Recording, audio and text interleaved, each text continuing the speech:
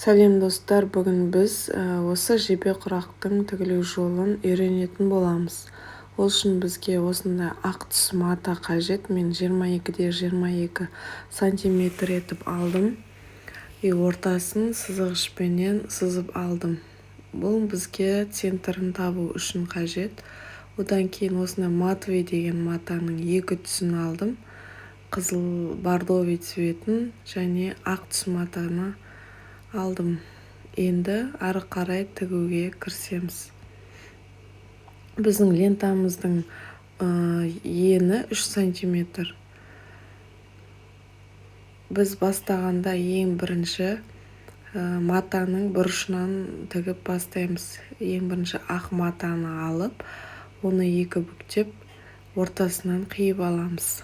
Бұл 3-те 3 сантиметр болады. Енді осы қиып алған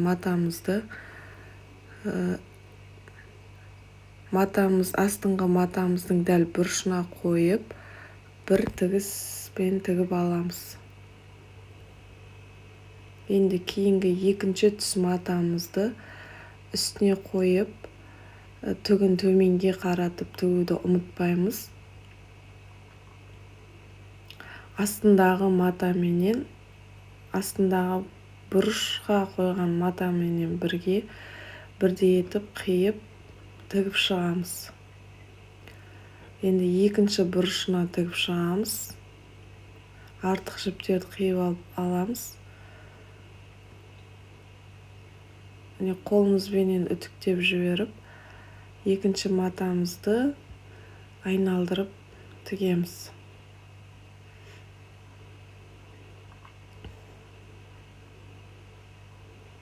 Бұл бізде жебе құрақ деп аталады. Бұл өте күрделі құрақтардың бірі.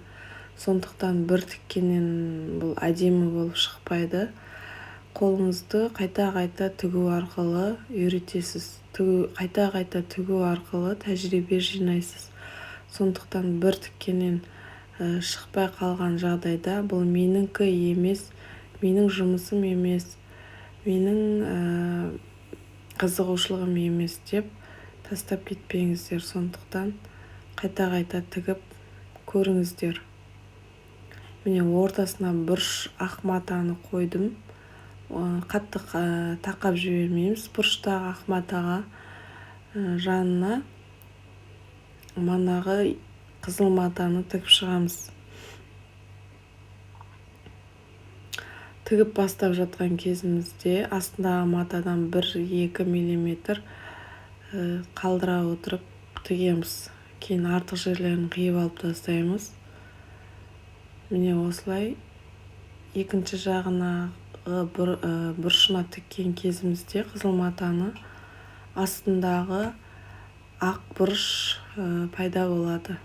Яғни ақ бұрыш матамыз пайда болады. Осылай жебе құрақты үзбес тігіп кетеміз. Енді ақты қойған кезде бұрышынан 1 мм, 2 мм екі жағынан да қалдырамыз. Тегістеп, астындағы ақ матаның жиегіне тегістеп, сонымен бірдей қылып қойған кезімізде бұрыштарымыз бірдей болып шығады. Қисайып жан-жаққа қарай шашырап кетпейді. Міне енді үшінші қатарды тігеміз. Қолымызбенен әр тіккен сайын тартып үтіктеп отырамыз.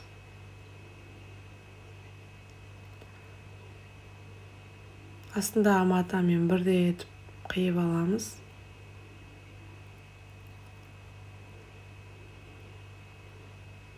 Одан кейінгі процесін тігеміз. Онда осындай 1-2 мм жоғарыға қарай шығара отырып тігіп шығамыз. Міне біздің бұрышымыз пайда болды. Осылай үзбес тігіп кете береміз. Ақ матаны бастысы, астындағы ақ матаны қандай мата қойсаңыздар да өз еріктеріңізде, бірақ та қатты мата болу керек, созылмалы болмау керек.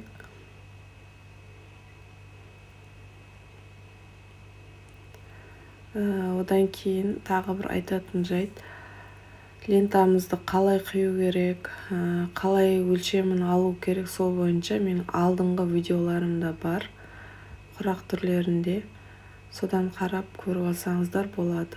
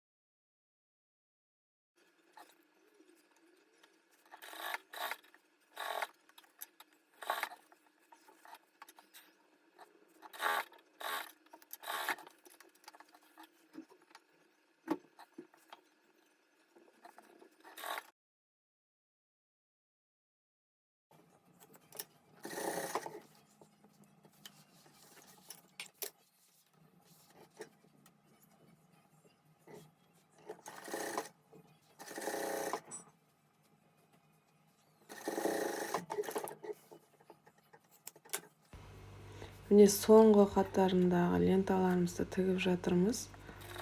Алдағы уақытта менің каналымда басқа да видеоларды көруді қаласаңыздар, менің арнама тіркеліп, лайк басып, жазылуды ұмытпаңыздар. Сол кезде сіздерге бірінші көрінетін болады менің салған видеоларым. Ал түсінбеген сұрақтарыңыз болса, комментарияға жазып сұрақ қойсаңыздар болады. Мен барлық уақыт жауап беріп отырамын. Осыменен біздің блогымыз бітіп қалды.